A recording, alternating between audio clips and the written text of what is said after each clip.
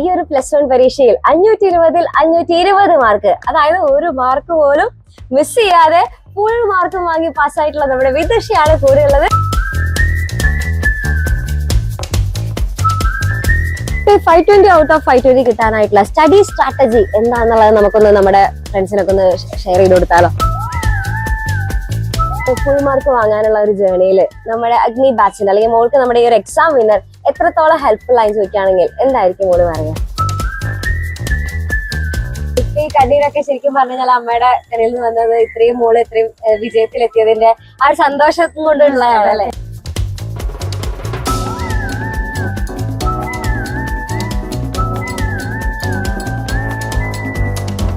ഇന്ന് മിസ്സിന്റെ കൂടെ ഉള്ളത് ഒരു സ്പെഷ്യൽ ആയിട്ടുള്ള നമ്മുടെ ഒരു ഗസ്റ്റ് ആണ്.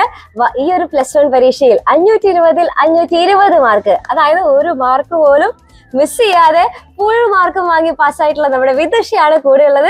അപ്പൊ വിദുഷയുടെ അടുത്ത് നമുക്ക് കുറച്ച് വിശേഷങ്ങളൊക്കെ ചോദിച്ച് മനസ്സിലാക്കാം. അപ്പൊ കുറച്ച് നമുക്ക് ഉപകാരമുള്ള അല്ലെ, നമ്മുടെ കുട്ടികൾക്കൊക്കെ ഇൻസ്പിറേഷൻ ആവുന്ന തരത്തിലുള്ള കുറെ കാര്യങ്ങളൊക്കെ നമുക്ക് വിദുഷയുടെ കയ്യിൽ നിന്ന് നമുക്ക് അറിയാനായിട്ട് സാധിക്കും. അപ്പൊ നമുക്ക് നോക്കി നോക്കാം. അപ്പൊ മക്കളെ, വിദുഷ യെസ്, അപ്പൊ എന്താണ് ഇപ്പൊ ഈ ഒരു സമയത്ത് എങ്ങനെ ഫീൽ ചെയ്യുന്നതൊക്കെ ചോദിച്ചാൽ എന്തായിരിക്കും പറയാ? സന്തോഷം. ഒരിക്കലും പ്രതീക്ഷിച്ചില്ല. ഞാൻ മാത്സിലും ഇംഗ്ലീഷിലും A+ കിട്ടണേന്ന് പറഞ്ഞിട്ട് പ്രാർത്ഥിച്ചിരിക്കായിരുന്നു. അപ്പോഴായിരുന്നു പെട്ടെന്ന് ഇങ്ങനെ പെട്ടത് അല്ലെ. മാത്സും ഇംഗ്ലീഷും കുറച്ച് ആക്ച്വലി ബുദ്ധിമുട്ടായിരുന്നു അല്ലെ. നമുക്കറിയാം ആ ഒരു സമയത്ത് ഒരു എക്സാം പാറ്റേൺ കുറച്ച് മാത്സ് ആയാലും ഇംഗ്ലീഷ് ആയാലും കുറച്ചൊന്നും ഇച്ചിരി കുഴപ്പിച്ചായിരുന്നു. പക്ഷെ കുഴപ്പമൊന്നും ഉണ്ടായില്ല, വലിയ കുഴപ്പമില്ലാണ്ട് അഡ്ജസ്റ്റ് ചെയ്തത് അല്ലെ. അതിൽ ഫുൾ മാർക്ക് കിട്ടുന്ന പ്രതീക്ഷിച്ചിട്ടുണ്ടായിരുന്നു? ഇല്ല, ഒരിക്കലും. എനിക്ക് ഹിന്ദിയിലും അതുപോലെ തന്നെ കെമിസ്ട്രി അത് കുഴപ്പമില്ല, ഫുൾ മാർക്ക് കിട്ടുന്ന പ്രതീക്ഷിച്ചു. പക്ഷെ ഇംഗ്ലീഷും മാത്സും അത് ഒരിക്കലും, മാത്സും ഭയങ്കര ഒരു ടഫായിരുന്നു. പക്ഷെ എന്നാലും ആ എത്ര പാറ്റേൺസ് ഒക്കെ എന്തൊക്കെ ചേഞ്ച് ചെയ്താലും വിദുഷയ്ക്ക് അതൊന്നും ഒരു സീൻ ഉണ്ടായിരുന്നില്ല. അടിപൊളിയായിട്ടാണ് ഫുൾ മാർക്ക് പുഷ്പം പോലെ വാങ്ങിയിരിക്കുന്നത്. അപ്പൊ മക്കളെ, ഈ ഒരു ഫുൾ മാർക്ക് വാങ്ങാനുള്ള ഒരു ജേർണിയില് നമ്മുടെ അഗ്നി ബാച്ചിൽ അല്ലെങ്കിൽ മോൾക്ക് നമ്മുടെ ഈ ഒരു എക്സാം വിന്നർ എത്രത്തോളം ഹെൽപ്ഫുൾ ആയി ചോദിക്കുകയാണെങ്കിൽ എന്തായിരിക്കും മോള് പറയാ? വളരെ ഹെൽപ്ഫുൾ ആയി. കാരണം ക്ലാസ്സിലെ കോൺസെപ്റ്റ് നന്നായി മനസ്സിലാക്കി തരും. പക്ഷെ PYQ ഒക്കെ നമ്മൾ തന്നെ സ്വയം പ്രാക്ടീസ് ചെയ്യണം. അപ്പോൾ ഈ എക്സാമിനറിന്റെ PYQ ആയിരുന്നു എനിക്ക് വളരെ ഹെൽപ്ഫുൾ ആയി തോന്നിയത്. അപ്പൊ എക്സാമിന്റെ മുന്നേ ആദ്യം കോൺസെപ്റ്റ് ക്ലിയർ ചെയ്തിട്ട് പിന്നെ ഫുൾ PYQ ആയിരുന്നു നോക്കണ്ടായിരുന്നത്. അപ്പൊ PYQ ആണ് എനിക്ക് വളരെ ഹെൽപ്ഫുൾ ആയി തോന്നിയത്. മോൾ എപ്പോഴായിരുന്നു ഈ റിസൾട്ട് ഒക്കെ അറിഞ്ഞത്? റിസൾട്ട് ഞാൻ ഉച്ച ഭക്ഷണം കഴിച്ചിട്ട് ഇങ്ങനെ ഇരിക്കുവായിരുന്നു. അപ്പോഴായിരുന്നു ഫ്രണ്ട് മെസ്സേജ് അയച്ചത്, അപ്പൊ ഇന്നല്ലേ റിസൾട്ട് എന്ന് പറഞ്ഞിട്ട്. അപ്പൊ ഞാൻ ഇല്ലല്ലോ, ന്യൂസ് പേപ്പറിലൊന്നും കണ്ടില്ലല്ലോ എന്ന് പറഞ്ഞിട്ട് ഞാൻ യൂട്യൂബ് പോയി നോക്കിയപ്പോഴായിരുന്നു ശ്രുതി മിസ്സിന്റെ വീഡിയോ കണ്ടത്. അപ്പൊ തന്നെ എന്റെ ഭയങ്കര ടെൻഷനായി. കാരണം മാത്സും ഇംഗ്ലീഷും ആയിരുന്നു ഭയങ്കര ടെൻഷൻ. പിന്നെ അങ്ങനെ ഇരുന്ന് പിന്നെ 4 മണിക്കാണെന്ന് അറിഞ്ഞു. അങ്ങനെ എനിക്ക് പെട്ടെന്ന് തന്നെ റിസൾട്ട് കിട്ടി. ഒട്ടും ഞാൻ പ്രതീക്ഷിച്ചില്ല. ഞാൻ വിചാരിച്ചു ഇനി വേറെ നെറ്റ്വർക്ക് ഇഷ്യൂസ് കാരണം വേറെ ആരുടെയെങ്കിലും റിസൾട്ട് ഇങ്ങോട്ട് വന്നാണ്. ഞാൻ ഒട്ടും പ്രതീക്ഷിച്ചില്ല. പിന്നെ ഞാൻ ഇത് എന്റെ തന്നെ ഫ്രണ്ട്സിനെയൊക്കെ വിളിച്ച് ചോദിച്ചപ്പോ, കാരണം എല്ലാം ഒരുപോലെ ഉണ്ട്, ഒന്നും മാറിയിട്ടില്ലല്ലോ, എല്ലാം ഒരുപോലെ. അപ്പൊ ഞാൻ വിളിച്ചൊക്കെ ചോദിച്ചപ്പോ പിന്നെയാണ് ഉറപ്പിച്ച് ചേട്ടൻ പറഞ്ഞു നിനക്ക് 520 തന്നെയാണ്. എന്തോ എവിടെയോ എന്തോ ടെക്നിക്കൽ ഇഷ്യൂ കാരണം. അതെ, ഞാൻ ടീച്ചർക്ക് അയച്ചു കൊടുത്തപ്പോ ടീച്ചർ കൺഗ്രാറ്റ്സ് എന്ന് മാത്രം പറഞ്ഞു. അപ്പൊ ഞാൻ ചേട്ടനെയൊക്കെ വിളിച്ചു. പിന്നെ ചേട്ടൻ പറഞ്ഞു ഇത് 520 ആണ്, ഇതിൽ കൂടുതൽ വാങ്ങാനില്ല, ഇനി എഡിറ്റ് ചെയ്ത് മാറ്റണം എന്നൊക്കെ പറഞ്ഞു. അപ്പോഴാണൊന്ന് ശ്വാസം ആ സമയത്ത്. പിന്നെ വീട്ടിലൊക്കെ അച്ഛനമ്മയൊക്കെ ഉണ്ടായിരുന്നോ? എല്ലാരും ഉണ്ടായിരുന്നു. അവർക്കും ഭയങ്കര സന്തോഷം. ഞാൻ അങ്ങനെ പറയായിരുന്നു കുറച്ച് കുറയും, എന്നെ ചീത്തയൊന്നും പറയണ്ട എന്ന് പറഞ്ഞിട്ട് ഇങ്ങനെ ഇരിക്കുവായിരുന്നു. അധികം എക്സ്പെക്ട് മറ്റേ ഭയങ്കര സ്കിൽ മറ്റേ ടാക്ടിക്കൽ ആയിട്ടുള്ള എനിക്ക് എന്തായാലും കിട്ടില്ല, എനിക്ക് കുറവായിരിക്കും, അപ്പൊ ചീത്ത പറയാൻ പാടില്ല, ഞാൻ പരമാവധി ഹാർഡ് വർക്ക് ചെയ്തിട്ടുണ്ട്, ഇനി പറയണ്ടെന്ന് പറഞ്ഞിട്ട് അങ്ങനെ ഇരിക്കുവായിരുന്നു. പെട്ടെന്ന് വിശ്വാസം ഉണ്ടല്ലോ. ഞാൻ ഹാർഡ് വർക്ക് ചെയ്തു. പക്ഷെ എനിക്ക് എക്സാമിന് ഇങ്ങനെയൊക്കെ ആയപ്പോ എനിക്ക് മൊത്തം പ്രസന്റ് ചെയ്യാനായിട്ട് പറ്റിയില്ല എന്ന് എനിക്ക് തോന്നി എക്സാം കഴിഞ്ഞപ്പോ. ഇത് മാത്സും ഇംഗ്ലീഷും, അപ്പൊ അതുകൊണ്ട് മോള് എഴുതിയത് മോള് ഇത്രയും നാള് കഷ്ടപ്പെട്ടതിന്റെ ഒരു ഫലമാണ് ഇപ്പൊ, ഒരു റിസൾട്ടാണ് ഇപ്പൊ നമുക്ക് അറിയാൻ പറ്റുന്നത്. അത് ആക്ച്വലി നമുക്ക് ഈ മാത്സ് ഒക്കെ ഇപ്പൊ ഇങ്ങനെ പെട്ടെന്ന് പാറ്റേൺ ഒക്കെ ചേഞ്ച് ആകുമ്പോ നമുക്ക് ഈ ലാസ്റ്റ് സമയത്ത് പഠിച്ച ഒരാളാണെന്നുണ്ടെങ്കിൽ എന്തായാലും അവർക്ക് അത് അറ്റൻഡ് ചെയ്യാനോ അല്ലെങ്കിൽ കറക്റ്റായിട്ട് ആൻസർ ചെയ്യാനും പറ്റില്ല. പക്ഷെ മോളത് ഫസ്റ്റ് മുതലേ തന്നെ സ്റ്റാർട്ട് ചെയ്ത് കറക്റ്റ് ആയിട്ട് തന്നെ പഠിച്ചു പോയതുകൊണ്ടാണ് ഇങ്ങനെ ആ ഒരു സമയത്ത് ഏറ്റവും നന്നായിട്ട് തന്നെ ആൻസർ ചെയ്യാനൊക്കെ പറ്റിയത്. ഇപ്പൊ മിസ് പറഞ്ഞതുപോലെ തന്നെ ഈ ലാസ്റ്റ് എക്സാമിന്റെ സമയത്തൊക്കെ എങ്ങനെയായിരുന്നു? സാധാരണ നമ്മളിപ്പോ പഠിക്കുന്ന പോലെ ആയിരിക്കണം എന്നില്ലല്ലോ എക്സാമിന്റെ സമയത്ത് നമ്മൾ പഠിക്കാം. എക്സാമിന്റെ സമയത്ത് എക്സാമിനർ ഒരു റിവിഷൻ ടൈം ടേബിൾ ഉണ്ടായിരുന്നു. അപ്പൊ ഞാൻ അത് ഫോളോ ചെയ്തു ആദ്യം. എന്നിട്ട് അത് കഴിഞ്ഞപ്പോൾ ഞാൻ സ്വന്തമായിട്ട് ഒരു ടൈം ടേബിൾ ഉണ്ടാക്കിയിട്ട് അതുപോലെ ഫോളോ ചെയ്തു. പക്ഷെ മിക്ക ദിവസങ്ങളിലും പറ്റണമെന്നില്ല. ചില ദിവസങ്ങളിൽ കംപ്ലീറ്റ് ചെയ്യും, ചില ദിവസങ്ങളിൽ അതിൽ കൂടുതൽ കംപ്ലീറ്റ് ചെയ്യാൻ പറ്റും. അതങ്ങനെ അപ്പൊ അങ്ങനെ അത് പോയി. പിന്നെ ഫുൾ PYQ ഒക്കെ നോക്കി. PYQ ആണ് എനിക്ക് ഏറ്റവും കൂടുതൽ ഹെൽപ്പാണ് ഇത് തോന്നിയത്. ആദ്യം തിയറി പഠിച്ച് പിന്നെ PYQ. അതെ, ആദ്യം കോൺസെപ്റ്റ് മനസ്സിലാക്കിയിട്ട് പിന്നെ PYQ ചെയ്യുന്നത് തന്നെയാണ്. നമ്മുടെ ടീച്ചേഴ്സിന്റെ ക്ലാസ്സുകളായിക്കോട്ടെ, അല്ലെങ്കിൽ മാരത്തോൺ ലൈവുകളും, അല്ലെങ്കിൽ നമ്മൾ തരുന്ന ഓരോരോ കുറേ കാര്യങ്ങളുണ്ടല്ലോ. ഇപ്പൊ നമ്മുടെ ചെറിയ ചെറിയ വീഡിയോസ് ആയിട്ടും അല്ലെങ്കിൽ വലിയ വലിയ നമ്മുടെ ലേണിംഗ് വീഡിയോസ് ആയിട്ടും ഒക്കെ നിങ്ങൾക്ക് ക്ലാസ്സസ് ഒക്കെ കിട്ടാറുണ്ടല്ലോ. അപ്പൊ അതൊക്കെ എങ്ങനെയാ മോൾക്ക് നല്ല യൂസ്ഫുൾ ആയിരുന്നോ? അത് യൂസ്ഫുൾ ആയിരുന്നു. കാരണം ലേണിംഗ് വീഡിയോസിലൊക്കെ ഓരോ കോൺസെപ്റ്റും വളരെ ക്ലിയർ ആയിട്ട് നമ്മൾ ക്ലാസ്സിൽ നിന്ന് ഒരു വട്ടം കേൾക്കുമെങ്കിലും ഇതിൽ വളരെ ക്ലിയർ ആയിട്ട് കോൺസെപ്റ്റ് ഒക്കെ മനസ്സിലാക്കി തരുമായിരുന്നു. നമുക്ക് ക്ലാസ് കണ്ടാൽ തന്നെ കോൺസെപ്റ്റ് മനസ്സിലാവും, ജസ്റ്റ് ഒന്ന് വായിച്ചാൽ മാത്രം മതി. അപ്പൊ അതും വളരെ ഹെൽപ്ഫുൾ ആയിരുന്നു. പിന്നെ മൊത്തത്തില് പൊളിയാണ്. പറയാനില്ല. ഓക്കെ, ആക്ച്വലി ഞാനിവിടെ ഇങ്ങനെ നിന്നിട്ട് മറ്റേ ഭയങ്കരമായിട്ട് രോമാഞ്ചം കൊണ്ടിങ്ങനെ നിൽക്കണേ, നമ്മളെയാണല്ലോ പോക്കി പറയുന്നത്. ഓക്കെ, അപ്പൊ അങ്ങനെയാണെന്നുണ്ടെങ്കിൽ ഇപ്പൊ മോൾക്ക് ഈ നമ്മുടെ സ്റ്റുഡന്റ് റിലേഷൻ ഒക്കെ ഉണ്ടാവുമല്ലോ. ഇപ്പൊ നിങ്ങൾക്ക് ചിലപ്പോൾ ടീച്ചേഴ്സിനായിട്ട് ഡയറക്റ്റ് ആയിട്ടുള്ള ഒരു കണക്ഷൻ ഇല്ലെങ്കിൽ കൂടിയും നിങ്ങൾക്ക് സ്റ്റുഡന്റ് റിലേഷനും അല്ലെങ്കിൽ നിങ്ങളെ ഹെൽപ്പ് ചെയ്യാനായിട്ട് ഒത്തിരി ആൾക്കാരുണ്ടല്ലോ. അപ്പൊ അവരൊക്കെ എങ്ങനെയാ, നിങ്ങൾക്ക് എന്തെങ്കിലും ഡൗട്ടുകളൊക്കെ വരുമ്പോഴും ഒക്കെ നിങ്ങളെ അതായത് ടീച്ചേഴ്സിന് അയച്ചു കൊടുക്കണല്ലോ. അപ്പൊ നിങ്ങൾക്ക് ഡൗട്ടുകളൊക്കെ ഉണ്ടെന്നുണ്ടെങ്കിലും, അപ്പൊ അങ്ങനെ ഡൗട്ടുകൾ ഉണ്ടെങ്കിൽ അല്ലെങ്കിൽ കറക്റ്റ് സമയത്ത് ക്ലാസ്സുകൾ അറിയിക്കാനായിട്ട് ഇതൊക്കെ അവര് എങ്ങനെയായിരുന്നു, നമുക്ക് ഹെൽപ്ഫുൾ ആയിരുന്നോ? യൂസ്ഫുൾ ആയിരുന്നു. ആദ്യം എനിക്ക് കുറച്ച് പ്രോബ്ലംസ് ഈ ആപ്പ് നോക്കുവാൻ ബന്ധപ്പെട്ടിട്ട് കുറച്ച് പ്രോബ്ലംസ് ഒക്കെ ഉണ്ടായിരുന്നു. അപ്പൊ ഞാൻ മെസ്സേജ് ചെയ്യും, അവരും അതിന് വേണ്ട റിപ്ലൈസ് തരുമായിരുന്നു. അതും വളരെ ഹെൽപ്ഫുൾ ആയി തോന്നി. 520 ഔട്ട് ഓഫ് 520 കിട്ടാനായിട്ടുള്ള സ്റ്റഡി സ്ട്രാറ്റജി എന്താണെന്നുള്ളത് നമുക്കൊന്ന് നമ്മുടെ ഫ്രണ്ട്സിനൊക്കെ ഒന്ന് ഷെയർ ചെയ്ത് കൊടുത്താലോ? ആദ്യം ഒരു ചാപ്റ്ററിന്റെ കോൺസെപ്റ്റ് നന്നായി മനസ്സിലാക്കുക. അതിനുശേഷം ആ ഒരു ചാപ്റ്ററിന്റെ PYQ സെക്ഷനും കൂടെ നോക്കിയാൽ എക്സാം എങ്ങനെയാ വരണം എന്നുള്ള ഒരു ധാരണ നമുക്കുണ്ടാവും. അപ്പൊ ഞാൻ ഇതുവരെ എല്ലാ ചാപ്റ്റേഴ്സിന്റെയും ഇങ്ങനെയായിരുന്നു ഞാൻ പഠിച്ചുകൊണ്ടിരുന്നത്. എല്ലാ ചാപ്റ്ററും ഈ ഒരു രീതിയിലായിരുന്നു. പിന്നെ അവിടെ നിന്ന് അങ്ങോട്ട് പിന്നെ ലാസ്റ്റ് റിവിഷൻ ഒന്നുകൂടെ ഇതുപോലെ തന്നെ. ഇപ്പൊ നമ്മൾ സാധാരണ പഠിക്കുന്ന പോലെ ആയിരിക്കില്ല നമുക്ക് എക്സാമിന്റെ സമയത്ത് നമ്മൾ പഠിക്കുക. ആ സമയത്ത് നമുക്ക് കുറച്ച് പ്ലാനിങ്ങും കുറച്ച് ടൈം ടേബിളും ഒക്കെ അനുസരിച്ചിട്ടായിരിക്കണം നമ്മൾ ആ ഒരു സമയത്ത്, കാരണം കുറേ പഠിച്ചു തീർക്കാനുണ്ടാവുമല്ലോ. അപ്പൊ മോൾ എങ്ങനെയായിരുന്നു ആ ഒരു സമയത്ത് പഠിച്ചിരുന്നത്? ആ സമയത്തെന്ന് വെച്ചാൽ ഇതുപോലെ തന്നെ എനിക്ക് കോൺസെപ്റ്റ് മുന്നേ പഠിച്ചത് മറക്കുമായിരുന്നു. അപ്പോൾ ഒന്നുകൂടെ ഞാനത് നോക്കും, വീണ്ടും ഇതുപോലെ PYQ ചെയ്യും. പിന്നെ PYQ ചെയ്യുമ്പോഴും ആ കോൺസെപ്റ്റ് നമ്മൾ ഒന്നുകൂടെ റെഫർ ചെയ്യുമ്പോൾ അതങ്ങനെ ഒന്നുകൂടെ ഓർമ്മയിലെത്തും. പിന്നെ ഇതുപോലെ തന്നെ ടെക്സ്റ്റ് വായിക്കുമായിരുന്നു. അങ്ങനെ പിന്നെ ഒരു കുഴപ്പമില്ല. NCERT ഏറ്റവും വളരെ ഇമ്പോർട്ടന്റ് ആയിട്ടുള്ള NCERT ഞാൻ ബയോളജി ആയിരുന്നു നന്നായി വായിക്കുക. പിന്നെ എക്സാമിനറിന്റെ ആ PDF നോട്ട്സ് ഒക്കെ ഉണ്ടാവുമ്പോൾ ആ ലേണിംഗ് വീഡിയോസിന്റെ കൂടെ തന്നെ അപ്പൊ അതൊക്കെ റെഫർ ചെയ്യുമായിരുന്നു. നോട്ട്സ് നല്ല ഹെൽപ്ഫുൾ ആയിരുന്നോ? ആ നോട്ട്സ് വളരെ ഹെൽപ്ഫുൾ ആയിരുന്നു. ഞാൻ ടെക്സ്റ്റ് നോക്കുമ്പോൾ ഒരുപാടുണ്ട്, അപ്പൊ നമുക്ക് കാണുമ്പോൾ തന്നെ ഒരു പേടിയാ. അപ്പൊ അതുകൊണ്ട് നോട്ട്സ് ആകുമ്പോൾ വളരെ ഷോർട്ട് ആയിട്ട് കൊടുത്തത് കാരണം എളുപ്പമാണ് പഠിക്കാൻ.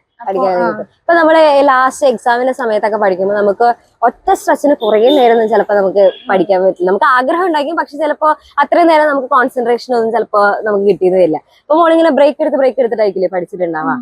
അപ്പൊ നമുക്ക് ആ ഒരു ബ്രേക്ക് ഒക്കെ എടുക്കുന്ന സമയത്ത് എന്തൊക്കെ കാര്യങ്ങളായിരിക്കും മോള് ചെയ്തിട്ടുണ്ടാവാം? ബ്രേക്ക് എടുക്കുമ്പോ അമ്മയോടും അച്ഛനോടും സംസാരിക്കും. അങ്ങനെ അനിയനും ഉണ്ട്, അപ്പൊ അവനോട് ജസ്റ്റ് ഒന്ന് സംസാരിച്ചിട്ട് വരും. അപ്പൊ കുറച്ചൊരു മൈൻഡൊക്കെ ഒന്ന് ഫ്രഷ് ആയി കഴിഞ്ഞാല് പിന്നെ വീണ്ടും ഉഷാറാവും അല്ലെ? ഓക്കെ.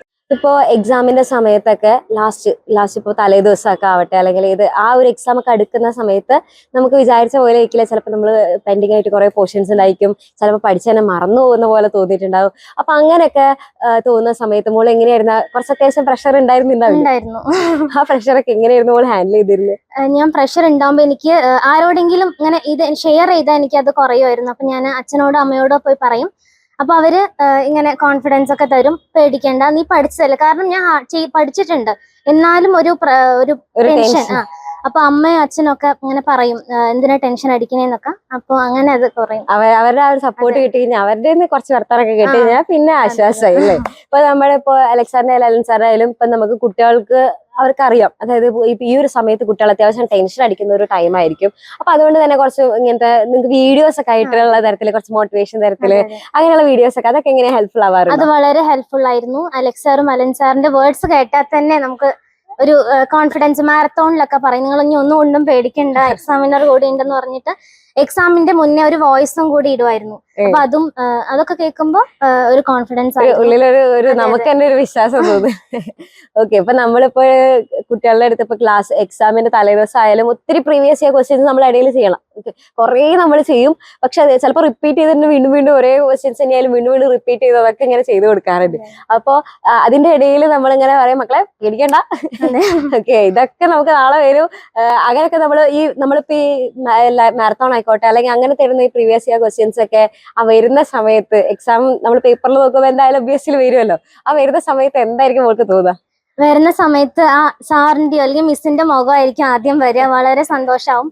കാരണം ഓൾറെഡി പഠിച്ചാണല്ലോ, ഇനി പേടിക്കണ്ടല്ലോ. പുതിയ ക്വസ്റ്റ്യൻ കാണുമ്പോഴാണ് അത് എത്ര ഈസി ആയിരുന്നാലും നമുക്കൊരു ടെൻഷൻ വരും. ഇപ്പൊ കണ്ട തന്നെ കാണുമ്പോ ഒരു കോൺഫിഡൻസ് കണ്ടു കഴിഞ്ഞാൽ പിന്നെ ഒരു സമാധാനമാണ് ഇതൊക്കെ. ഇപ്പൊ നമുക്ക് ഇപ്പൊ ഫുൾ ടൈം ചിലപ്പോ നമ്മള് ഇങ്ങനെ ടോപ്പർ ചിലപ്പോ അങ്ങനെ ആയിരിക്കില്ല നമ്മൾ പോവാ. ഇപ്പൊ ഇതുവരെയുള്ള എല്ലാ എക്സാമിനും മോൾക്ക് ഫുൾ മാർക്ക് അങ്ങനെ ആയിരിക്കും. ഇപ്പൊ നമുക്ക് ചില സമയങ്ങളിൽ നമുക്ക് വയ്യാതെ ആയി പോവാം, അല്ലെങ്കിൽ ചില സമയത്ത് നമ്മൾ വിചാരിച്ച പോലെ പഠിച്ചെടുക്കാനോ, അല്ലെങ്കിൽ മോൾ തന്നെ പറഞ്ഞല്ലോ ടൈം ടേബിൾ ഫോളോ ചെയ്തെടുക്കാനായിട്ട് കുറച്ച് ചിലപ്പോൾ നമ്മൾ വിചാരിച്ച പോലെ ഒന്നും പോകില്ല. അപ്പൊ അങ്ങനെ ഒരു ഈ നമ്മുടെ പഠിത്തത്തിന്റെ കാര്യത്തിൽ ഒരു ഡിപ്പൊക്കെ വരുന്ന സമയത്ത് എങ്ങനെയാ മോൾ അതൊക്കെ ഒന്ന് മേക്കപ്പ് ചെയ്തെടുക്കുക?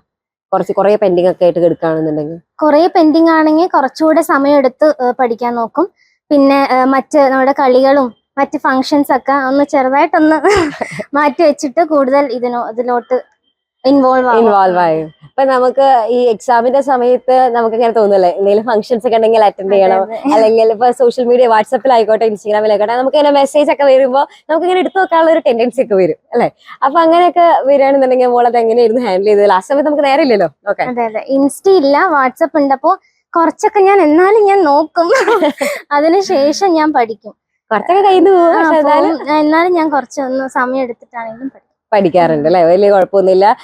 അതിലേക്ക് അധികം ഇങ്ങനെ കുറെ സമയം ഇങ്ങനെ മാറ്റി നിൽക്കുക അങ്ങനെയുള്ള പ്രശ്നങ്ങളൊന്നും ഉണ്ടാവില്ല.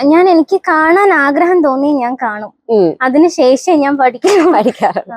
ഓക്കെ, അപ്പൊ അതായത് നമുക്ക് ഇഷ്ടമുള്ള കാര്യങ്ങൾക്കും കൂടെ നമ്മൾ ഇമ്പോർട്ടൻസ് കൊടുക്കണം, പക്ഷെ എന്നിട്ട് പഠിത്തം വിടാനും പാടില്ല. ഓക്കെ, അപ്പൊ മോളുടെ ഫ്യൂച്ചർ പ്ലാൻസ് ഒക്കെ എന്താണ്? ഒന്നും ഡിസൈഡ് ചെയ്തിട്ടില്ല. എൻട്രൻസ് ഒക്കെ എഴുതണം എന്ന് ആഗ്രഹമുണ്ട്. അപ്പോ അതായത് ഡോക്ടറാണോ അല്ലെങ്കിൽ എഞ്ചിനീയറിംഗിന്റെ എൻട്രൻസ് ആണോ? എങ്ങനെ? എനിക്ക് CUET എഴുതണം എന്നൊരു ആഗ്രഹമുണ്ട്. അപ്പൊ അറിയില്ല, ഇനി +2 കൂടെ കഴിഞ്ഞിട്ട് ഒന്നുകൂടെ കറക്റ്റ് ആയിട്ടൊന്ന് ഡിസിഷൻ എടുക്കണം. തീരുമാനം നല്ല അല്ലെ, ഒന്ന് ആലോചിച്ചിട്ട് എടുത്താൽ മതി. ഒരു കുഴപ്പമില്ല, ടെൻഷൻ അടിക്കാതെ. മോൾക്ക് അത്രയും ഒരു കാലിബർ ഉള്ള ഒരു കുട്ടിയാണ്. അപ്പൊ പിന്നെ അതിനനുസരിച്ചിട്ടുള്ള നല്ല ഉയരങ്ങളിൽ എന്തായാലും എത്താനായിട്ട് സാധിക്കും. നമ്മുടെ വിദുഷയുടെ അച്ഛനും അമ്മയാണ് ഇവിടെ മിസ്സിന്റെ കൂടെ ഉള്ളത്. അപ്പൊ അവര് ആക്ച്വലി ഇത്രയും നേരം വിദുഷന്റെ ഇന്റർവ്യൂസ് ഒക്കെ ഇങ്ങനെ കണ്ടുകൊണ്ടിരിക്കുകയായിരുന്നു. അവര് ആക്ച്വലി ഭയങ്കര പ്രൗഡ് ആയിട്ടാണ് മിസ്സിനെ മനസ്സിലാക്കാൻ പറ്റും. എല്ലാവരും അച്ഛനായാലും അമ്മയായാലും മോളുടെ ഈ ഒരു വിജയത്തില് അത്രയും പ്രൗഡ് ആയിട്ടുള്ള ഒരു മൊമെന്റ് ആയിട്ടാണ് ഇവിടെ നിൽക്കുന്നത്. അപ്പൊ നമുക്ക് അവരോട് കുറച്ച് കാര്യങ്ങളൊക്കെ നമുക്ക് ചോദിച്ചറിയാം. ഓക്കെ, അപ്പൊ എന്താണ് ഈ ഒരു റിസൾട്ട് അറിഞ്ഞ സമയത്ത് അച്ഛനമ്മയ്ക്കൊക്കെ എന്തായിരുന്നു ആ സമയത്ത്? വളരെ ഹാപ്പി ആയിരുന്നു, ഇങ്ങനെ എക്സ്പെക്ട് ചെയ്തായിരുന്നോ? എക്സ്പെക്ട് മോൾ ഒരേ കരച്ചിലായിരുന്നു. അമ്മയുടെ ആക്ച്വലി കണ്ണീന്ന് വെള്ളമൊക്കെ വന്നു തുടങ്ങിയിട്ടുണ്ട്. ഭയങ്കര എന്താ പറയാ, ഇത്രയും നല്ലൊരു മോളെ കിട്ടാനായിട്ട് എല്ലാരും പറയായിരുന്നു, കൂടെ ഫ്രണ്ട്സ്മാരൊക്കെ പറയായിരുന്നു. എല്ലാവരും ഇപ്പൊ പിന്നെ അവിടെ ഞങ്ങൾ ഫുൾ ആഘോഷമായിരുന്നു അല്ലേ?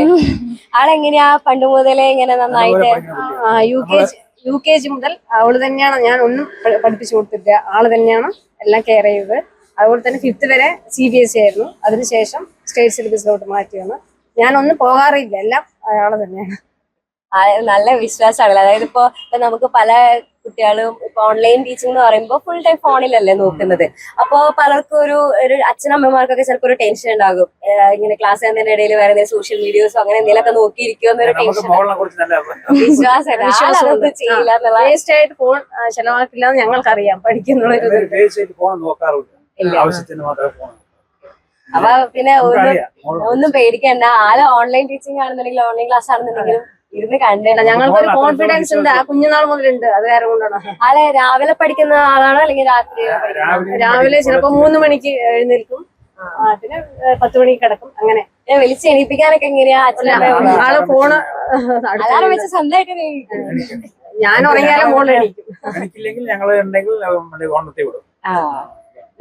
അച്ഛനമ്മയും ഈ ഒരു ഇത്രയും മാർക്കൊക്കെ വാങ്ങുന്നതിൽ എന്തായിരുന്നു അവരുടെ റോൾ എന്നൊക്കെ ചോദിച്ചു കഴിഞ്ഞാൽ മോൾ എന്തായിരിക്കും പറയാ? അവര് ഭയങ്കര സപ്പോർട്ടായിരുന്നു. അതുപോലെ ഭയങ്കര സപ്പോർട്ടായിരുന്നു പഠിക്കാൻ, അല്ലാതെ വേറെ ഒന്നും എതിരൊന്നും പറഞ്ഞിട്ടില്ല. അതുപോലെ എപ്പോഴും എന്റെ അഭിപ്രായം തന്നെയായിരുന്നു. അവര് സജസ്റ്റ് ചെയ്യുള്ളൂ, അല്ലാതെ ഇതുപോലെ പഠിക്കുന്നു പറഞ്ഞിട്ട് ഇങ്ങനെ കമ്പൽ ചെയ്യാറില്ല. എല്ലാം സജഷൻസ് മാത്രമായിരുന്നു. അപ്പൊ അതുകൊണ്ട് നമുക്കിങ്ങനെ അങ്ങനെ ഒരിക്കലും പറഞ്ഞിട്ടില്ല. LKG മുതൽ 1 മാർക്ക് കുറഞ്ഞാൽ ആൾക്ക് സങ്കടമാണ്. അപ്പൊ 1 മാർക്ക് 1/2 മാർക്ക് കുറഞ്ഞാൽ വല്ലാത്ത വിഷമമാണ്. അപ്പൊ LKG മുതൽ ഒട്ടും താഴോട്ടല്ലാത്ത രീതിയിൽ ഇത്രയും എത്തി. ഇനി എങ്ങനെ എത്തുന്ന അറിയില്ല. ഞാൻ ഈശ്വരനോട് പ്രാർത്ഥിക്കുന്നു ഇനി എത്തട്ടെ എന്ന്. ഇതുവരെ ഇനി ഇത്രയും നല്ല മാർക്കൊക്കെ സ്കോർ ചെയ്ത് വാങ്ങാൻ പറ്റുന്നുണ്ടെങ്കിൽ പിന്നെ ഇനിയുള്ള ലൈഫിൽ ഒന്നും പേടിക്കേണ്ട ആവശ്യമില്ല. ഞങ്ങൾക്ക് ഒരുപാട് സാമ്പത്തികമായിട്ടില്ലെങ്കിൽ ഒന്നും ചെയ്യാൻ കൊടുക്കുന്നില്ല, വിദ്യാഭ്യാസമെങ്കിലും കൊടുക്കണ്ടേ. അത് ആക്ച്വലി വലിയൊരു കാര്യമാണ്. അപ്പൊ ഇത്രയും എന്താ പറയാ, ഇത്രയും വലിയൊരു വിജയം എന്ന് പറയുന്നത് സാധാരണ എല്ലാ മക്കൾക്കും സാധിക്കുന്ന ഒരു കാര്യമല്ല. പക്ഷെ മോളുടെ അത്രയും ഹാർഡ് വർക്കും പിന്നെ പാരന്റ്സിന്റെ സപ്പോർട്ടും എല്ലാത്തിനും കാര്യങ്ങൾ എല്ലാതും കൊണ്ടാണ് ഇത്രയും വലിയൊരു വിജയം നേടാനായിട്ട് നമുക്ക് സാധിച്ചത്. ഇനിയായാലും ലൈഫിൽ ഒത്തിരി നല്ല നല്ല കാര്യങ്ങൾ ഉണ്ടാവട്ടെ. ഇനിയുള്ള ഏത് എക്സാം ആയാലും അതിലെല്ലാത്തിലും ഏറ്റവും നല്ല വിജയം തന്നെ കൈവരിക്കാനായിട്ട് സാധിക്കട്ടെ. അപ്പൊ ഒന്നും കൂടെ ബസ്സിന് ഒരു അടിപൊളി കൺഗ്രാറ്റ്സ് തരികയാണ്. അടിപൊളിയായിട്ട് ഇനിയുള്ള എല്ലാ എക്സാംസ് ആയിക്കോട്ടെ അല്ലെങ്കിൽ ഏത് കോഴ്സ് എടുത്താലും അതിലൊക്കെ നല്ല വിജയിച്ച് ഇതേപോലെ ഇനി നമുക്കൊരു +2 കൂടെ വരാനുള്ളതാണ്. ദൈവത്തോട് പ്രാർത്ഥിക്കുന്നു എല്ലാം ഇങ്ങോട്ട് വരാനുള്ള ചാൻസ് ഇനി ഉണ്ടാവട്ടെ. ഞങ്ങൾ ഈശ്വരനോട് പ്രാർത്ഥിക്കുകയാണ്. എക്സാമിനറിലേക്ക് ഇങ്ങനെ നമ്മുടെ ബാച്ചിലേക്ക് ഇങ്ങനെ ജോയിൻ ചെയ്യിപ്പിക്കുമ്പോ എങ്ങനെയായിരുന്നു, ഒരു വിശ്വാസം ഉണ്ടായിരുന്നോ? പഠിക്കുകയാണെങ്കിൽ പഠിച്ചോട്ടെ എന്ന് എല്ലാം അയാളുടെ താല്പര്യം. മോൾ എങ്ങനെയായിരുന്നു ആ ബാച്ചിലേക്ക് ജോയിൻ ചെയ്തത്? അയാൾ തന്നെയാണ് യൂട്യൂബിൽ സെർച്ച് ചെയ്തെല്ലാം എനിക്ക് പഠിക്കണം എന്ന് പറഞ്ഞത് അവളുടെ താല്പര്യം എന്താണെന്ന് പറഞ്ഞാൽ അതിനനുസരിച്ച് അത്രയും നമുക്ക് ചെയ്യാൻ പറ്റില്ല. അത് ചെയ്തു എല്ലാം മോളുടെ ഇഷ്ടത്തിനനുസരിച്ച് ആഗ്രഹമുള്ള ആളെ വേസ്റ്റ് ആക്കില്ല, ടൈം വേസ്റ്റ് ആയില്ല, ഒന്നും വേസ്റ്റ് ആക്കില്ല. ഞങ്ങളുടെ വിശ്വാസമാണ്. എല്ലാം മോളുടെ ഇഷ്ടത്തിനനുസരിച്ച് വിട്ട് തന്നേക്കും. വേസ്റ്റ് ചെയ്യില്ല എന്നുള്ളത് ഞങ്ങൾക്കൊരു വിശ്വാസമുണ്ട്. അത് വേറെ കൂടെ അങ്ങനെ. അപ്പൊ അങ്ങനെയാണെങ്കിൽ മക്കളെ എല്ലാവരും ഹാപ്പി ആയിട്ട് ഇരിക്കട്ടെ. അപ്പൊ ഇതേപോലൊക്കെ ഈ ചിരിച്ച് ഇപ്പൊ ഈ കണ്ണീരൊക്കെ ശരിക്കും പറഞ്ഞു കഴിഞ്ഞാൽ അമ്മയുടെ കണ്ണിൽ നിന്ന് വന്നത് ഇത്രയും മോള് ഇത്രയും വിജയത്തിലെത്തിയതിന്റെ ആ ഒരു സന്തോഷം കൊണ്ടുള്ളതാണ് അല്ലെ? ഓക്കെ, അപ്പൊ ഇതേപോലെ ഈ ഒരു ഫാമിലി എന്നും ഭയങ്കര ഹാപ്പി ആയിട്ട് ഇരിക്കട്ടെ. ഓക്കെ, അപ്പൊ മക്കളെ താങ്ക് യു സോ മച്ച്. ഞങ്ങളവിടെ വന്ന് കണ്ടതിലും ഇതുവരെ അല്ലെ ഇവിടെ വരെ എത്തി സംസാരിച്ചതിനെ കുറിച്ച് സന്തോഷം.